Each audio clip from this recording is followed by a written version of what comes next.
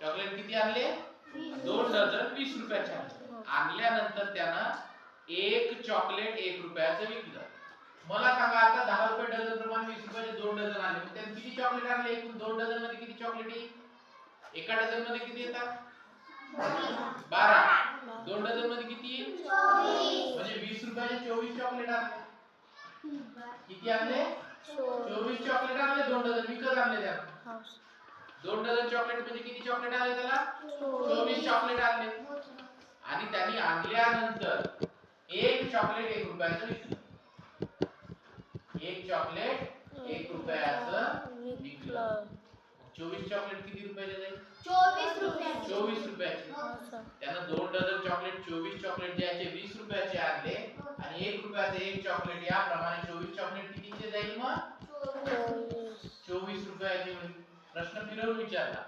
डझनात आणले आणि विकले एक एक. मग त्याने सांगा मला आता 20 रुपयाचे चॉकलेट आणले आणि 24 रुपयाचे विकले. फायदा झाला का नुकसान? फायदा. नफा की तोटा? नफा. किती रुपयाचा नफा झाला त्याचा? 4 रुपये. सोडवताना कसं काढायचं? त्याचं ऑप्शन तर आहे. सोडवताना कसं काढा? नफा बरोबर सूत्र आहे. नफा बरोबर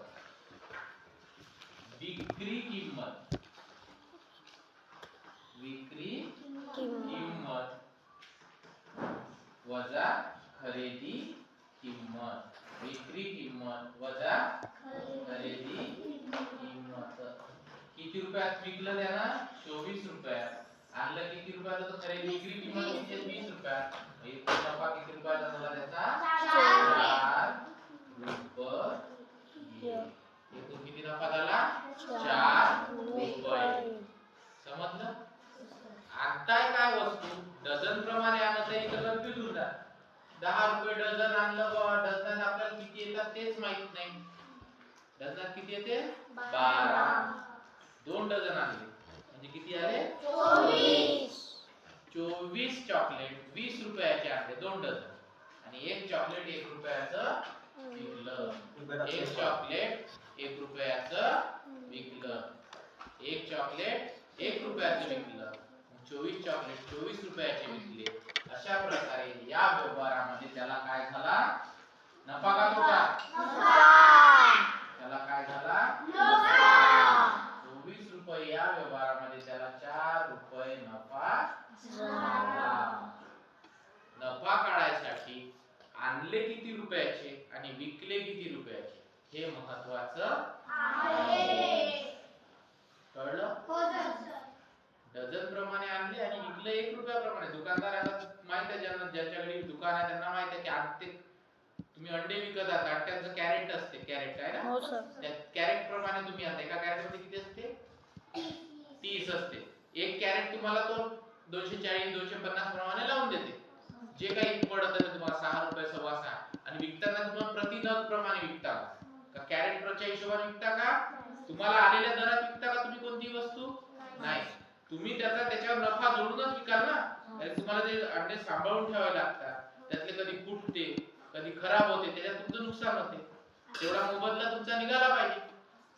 मग आलेल्या कॅरेट मध्ये आलेला जो काही दर आहे आपल्याला समजा 6 रुपयात आला तर 6 रुपयातच विकाल का? त्याच्यावर तुमचा नफा जोडाल. तुम्हाला ती वस्तू सांभाळून ठेवायची आहे दुकानात. मांजरी नवडी मारली काही झालं कसे झालं तरी ते तुटण्याचे चान्स असते, फुटण्याचे चान्स असते. कोणत्याही व्यवहारात कोणताही व्यावसायिक असो, किराणा दुकानवाला असो कपडेवाला असो, त्याला ज्या दरात त्याने खरेदी करून आणलं त्या दरात तुम्हाला कोणतीही वस्तू देणार नाही. देईल का तो? नाही. बिलकुल देणार. कारण तो त्याचा नफा जोडेल ना. त्याच्यामुळे हे आहे नफा आणि तोटा. आता दुसरं उदाहरण बघू आपण. एकाच दुकानदाराने एकाच पुस्तकाच्या 1000 प्रती रुपये 10,640 ला विकल्या आणि त्याला 1140 रुपये नफा झाला तर प्रत्येक पुस्तकाची मूळ किंमत किती?